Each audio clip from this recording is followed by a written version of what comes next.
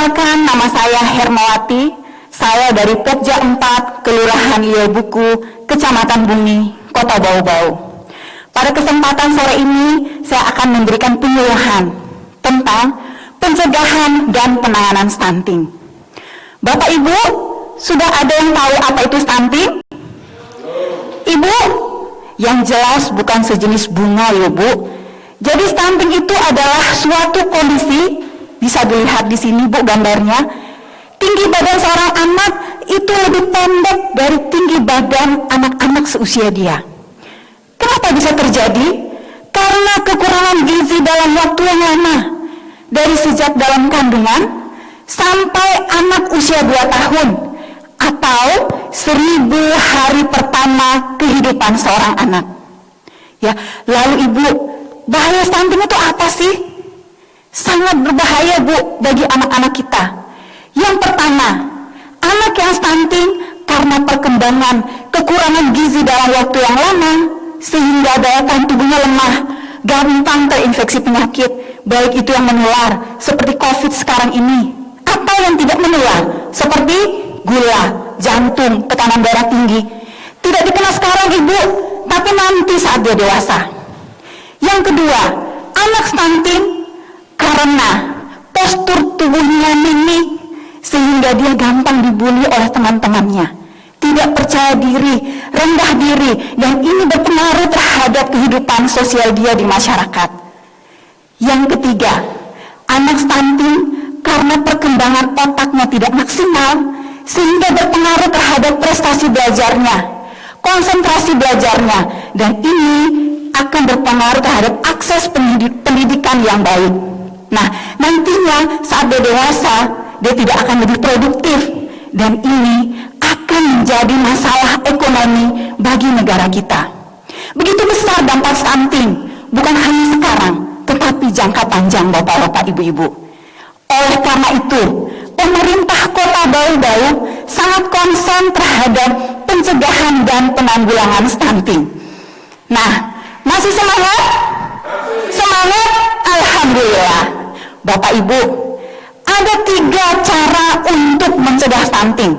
Yang pertama, perhatikan pola makan dari anak-anak kita, terutama ibu hamil.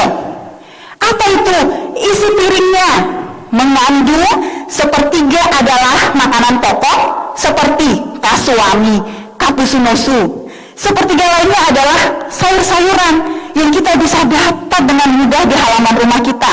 Daun kelor, daun ubi. Sepertiga lainnya adalah buah-buahan dan lauk pauk. Tidak mesti harus mahal Ibu.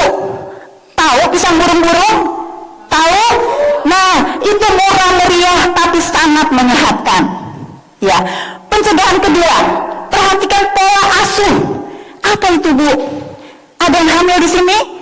Atau pernah hamil? Perhatikan asupan gizi yang masuk dalam tubuhnya. Karena ibu hamil sangat rentan terjadi anemia. Kalau ibu hamil anemia, maka memiliki risiko yang besar untuk melahirkan anak yang stunting. Lalu, berapa kali ibu periksa hamil? Berapa kali Ibu? 1, 2, jangan nanti sudah buncit baru ke bidan atau dokter. Ya, periksa hamil paling sedikit 6 kali selama kehamilan. Lalu, Ibu kemarin melahirkan di mana? Masih ada yang ditolong oleh dukun? Nah, bukan zamannya lagi. Sekarang Bu, persalinan itu harus dilakukan di puskesmas atau rumah sakit. Agar kalau terjadi kegawat daruratan, segera dilakukan penanganan. Sehingga ibu dan bayi bisa selamat dengan baik. Lalu, Bapak Ibu, setelah lahir, perhatikan pemberian dari ASI eksklusif. ASI saja sampai usia 6 bulan, tidak boleh diberi makanan pendamping lain. Bubur, susu formula, poli, jangan. Dukung keluarganya untuk memberikan ASI eksklusif. Lalu Ibu Bapak, anak-anak kita tetap di bawah posyandu? Masih? Alhamdulillah, walaupun pandemi, anak kita tetap di bawah posyandu. Karena kenapa? Dengan di bawah posyandu, anak kita terpantau tumbuh kembangnya. Ya, kalau tinggi badannya lebih pendek dari usianya, maka segera dilakukan penanganan, Ibu. Ada petugas kesehatan yang bisa langsung melakukan penanganan segera. Ya, tetapi jangan lupa protokol kesehatannya dijaga. Lalu jangan lupa bawa sarung masing-masing agar kita tidak share virus COVID-19. Dan yang terakhir, Ibu Bapak, gimana imunisasi anak-anak kita? Sudah lengkap belum? Imunisasi yang lengkap membuat daya tahan tubuh anak kita menjadi baik sehingga tidak gampang sakit-sakitan. Ya, lalu Ibu Bapak, pencegahan yang ketiga, saya mau tanya Bapaknya nih, gimana dengan sanitasinya? WC di rumah ada tidak? Lalu akses air bersihnya sehat tidak, Bu? Alhamdulillah. Tetapi anggota keluarga jangan lupa cuci tangan pada air mengalir dengan menggunakan sabun. Kalau ketiga hal tersebut sudah kita jalankan, maka saya yakin anak kita akan terhindar dari penyakit menular seperti diare DBD.